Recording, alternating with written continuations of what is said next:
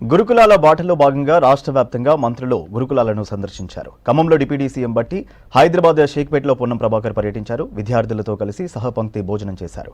నాణ్యమైన విద్యను ప్రతి పేద విద్యార్థికి అందించడమే ప్రభుత్వ లక్ష్యమన్నారు మంత్రులు. గత ప్రభుత్వం గురుకులాలను నిర్లక్ష్యం చేసిందని ఆరోపించారు.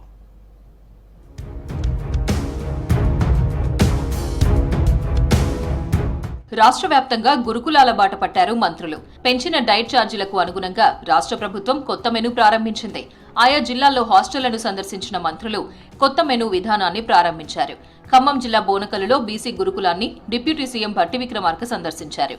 విద్యార్థులు తల్లిదండ్రులతో కలిసి సహపంక్తి భోజనం చేశారు. ఇందిరమ్మ రాజ్యంలో ప్రతి విద్యార్థి సంతోషంగా ఉండాలన్నారు భట్టి. ప్రపంచంతో విద్యార్థులు పోటీ పడేలా యంగ్ ఇండియా స్కూళ్లు నిర్మిస్తున్నామని చెప్పారు. 10 ఏళ్ళు మీరు డైట్ ఛార్జెస్ పెంచి ఉండుంటే ఈరోజు ఈ ఇబ్బంది ఉండేది కాదు కదా.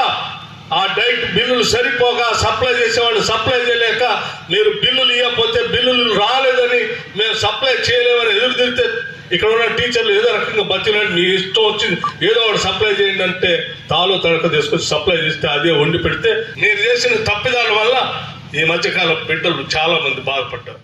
రాష్ట్రంలో త్వరలో young India integrated residential schools నిర్మిస్తామన్నారు irrigation, civil supply minister Uttam Kumar Reddy.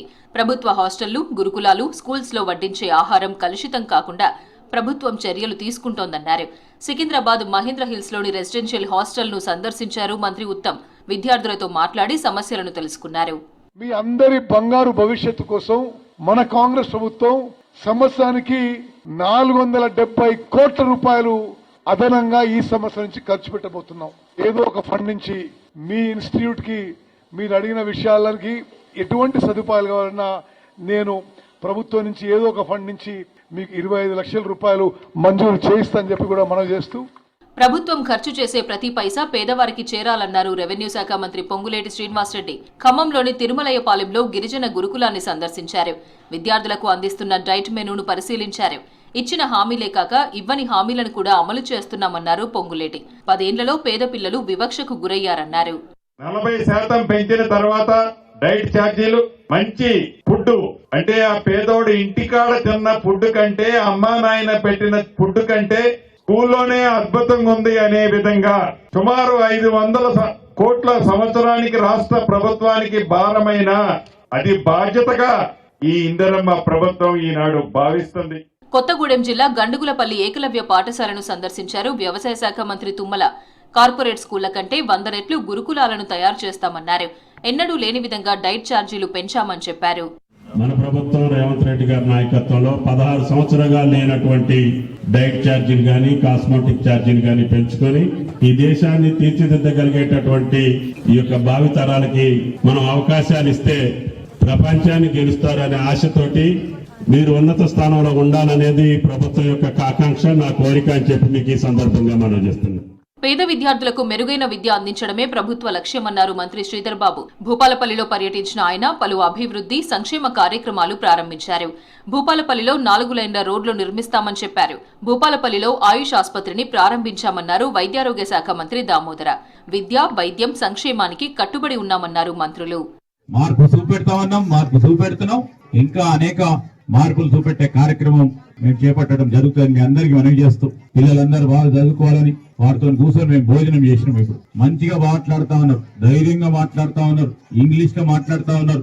మాకు కావాల్సింది అదే. 8 సంవత్సరాలు అయిపోయింది, ఎక్కడ డైట్ ఛార్జీలు పెంచలేదు. పోషకాలతో కూడిన ఆహారాన్ని పిల్లలకు అందించాలని చెప్పి 40% డైట్ ఛార్జీలు పెంచి 100% కాస్మెటిక్ ఛార్జీలు పెంచి ముఖ్యమైన ఆదేశము. ప్రతి ఒక్క శాసనసభ్యుడు, ప్రతి ఒక్క మంత్రి ఒక ప్రాంతానికి పోవాలి, ఆ స్కూల్లో కూర్చోవాలి, ఆ పిల్లలతో సహా భోజనం చేయాలి, వారి సాధక బాధకాలు ఇబ్బందులు ఏమున్నాయో తెలుసుకొని రావాలని చెప్పారు. గత ప్రభుత్వాలు గురుకుల రెసిడెన్షియల్ స్కూళ్లను పట్టించుకోలేదన్నారు మంత్రి కొండా సురేఖ. ఆడపిల్లలకు మంచి ఫుడ్ ఇవ్వాలి కానీ గతంలో అది జరగలేదని తెలిపారు. 16 ఏళ్లుగా పెరగని విద్యార్థుల కాస్మెటిక్ ఛార్జీలు సీఎం రేవంత్ రెడ్డి పెంచారన్నారు. సంగారెడ్డి జిల్లా హత్నూర్ అంబేద్కర్ రెసిడెన్షియల్ జూనియర్ కాలేజ్లో కామన్ డైట్ కార్యక్రమాన్ని ప్రారంభించారు మంత్రి. ఫుడ్ ఎవరైతే వండే వాళ్ళు ఉంటారో వాళ్ళు కాంట్రాక్ట్ బేసిస్ లోనే ఈ ఫుడ్ వండడం అనేది తీసుకుంటారు. కాంట్రాక్టర్ అనేవాడు లాభానికి పని చేస్తాడు కానీ ఏ పని కోసం చేస్తున్నానో ఆ పనిని కరెక్ట్ గా అంటే తన రెస్పాన్సిబిలిటీని కరెక్ట్ గా తీసుకోడు. దాని వల్ల ఏమవుతుందంటే ప్రభుత్వం బదనాం అవుతుంది. గత ప్రభుత్వ అస్తవ్యస్త పాలనతో విద్యారంగం నిర్లక్ష్యానికి గురైందన్నారు మంత్రి జూపల్లి కృష్ణారావు. మౌలిక వసతులు, ఫుడ్ సరిగా లేక సంక్షేమ హాస్టల్స్ విద్యార్థులు తీవ్ర ఇబ్బందులు పడ్డారని తెలిపారు. విద్యారంగాన్ని మరింత బలోపేతం చేయాల్సిన అవసరం ఉందన్నారు. నాగర్ కర్నూలు జిల్లా కొల్లాపూర్ సాంఘిక సంక్షేమ గురుకుల బాలికల పాఠశాల, కళాశాలలో కామన్ డైట్ కార్యక్రమాన్ని ప్రారంభించారు. గడచిన ప్రభుత్వం యొక్క అస్తవ్యస్త పరిపాలన కారణంగా, బాధ్యతారహిత్య పరిపాలన కారణంగా ప్రజాస్వామ్య పూర్తిగా కూడా పాతాళ రాష్ట్రాన్ని అప్పుల గొప్పగా మార్చిన తర్వాత కూడా చెప్పిన మాట ప్రతిదీ కూడా అమలు చేసే ప్రయత్నంలో భాగంగా ఈనాడు చెప్పిన ప్రతి మాటను నిలబెట్టుకునే ప్రయత్నం చేస్తాం. సినీ నటుడు అల్లు అర్జున్ అరెస్టుపై స్పందించారు మంత్రి సీతక్క. అల్లు అర్జున్ అరెస్టు విషయంలో ప్రభుత్వంపై విమర్శలు చేయడం సరికాదన్నారు. చట్టం ముందు అంతా సమానమే అన్నారు. అల్లు అర్జున్ మామ చిరంజీవి కాంగ్రెస్ పార్టీలోనే ఉంటూ గతంలో కేంద్ర మంత్రిగా పనిచేశారని గుర్తు చేశారు సీతక్క. వాళ్ళ మామ కూడా సీఎం గారికి దగ్గర వ్యక్తే. అంత తొక్కిసలాట్లో జరిగింది కాబట్టి చట్టానికి లోబడే జరిగింది. చట్టం ఎవరి చుట్టం కాదు. రేపు ఎవరైనా కూడా చట్టం ఆ రకంగానే ఉంటుంది. అందులో ఎవరూ జోక్యం చేసుకోలేదు. కాబట్టి ఆయన మీద మాకేం కక్ష లేదు. చిరంజీవి గారు Congress party member, Congress party తరఫున కేంద్ర మంత్రిగా పనిచేసిండు. అదేవిధంగా వాళ్ళ భార్య తరఫున బంధుత్వం కూడా సీఎం గారికి కూడా ఉంది. మరి ఇవన్నిట్లో మాకు అంత కక్ష పెట్టుకోవాల్సిన అవసరం అయితే లేదు. నిర్మల్ జిల్లా ఖానాపూర్లో గిరిజన బాలుర ఆశ్రమ పాఠశాలలో ఆకస్మిక తనిఖీలు చేశారు మంత్రి సీతక్క. మెనూ ప్రకారం ఆహారం పెడుతున్నారా లేదా అని విద్యార్థులను అడిగి తెలుసుకున్నారు. ఆహారంలో నాణ్యత తగ్గితే సహించేది లేదని అధికారులను హెచ్చరించారు.